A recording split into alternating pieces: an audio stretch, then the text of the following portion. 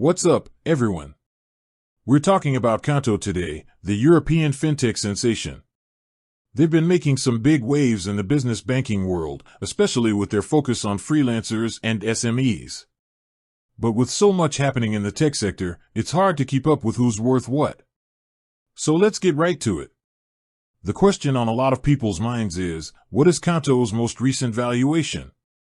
The last major valuation for Qonto was set back in January 2022, during their Series D funding round. In that round, the company raised a record-breaking €486 million, which at the time was the largest fundraising round for a French fintech. This massive investment brought their valuation to an impressive €4.4 billion, or around $5 billion US. Now, while there haven't been any new official funding rounds since then, there have been some interesting developments. In late 2024, reports came out that Qonto was in discussions to sell existing shares to investors, aiming for a valuation of €5 billion.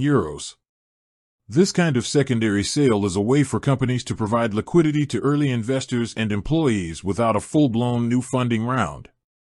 So, while the official, publicly announced valuation from a major funding round remains at the €4.4 billion from early 2022, the company has been aiming for a higher valuation more recently, showing continued confidence in its growth trajectory. It's a sign that even in a more challenging market for fintechs, Qonto is still seen as a major player with significant potential.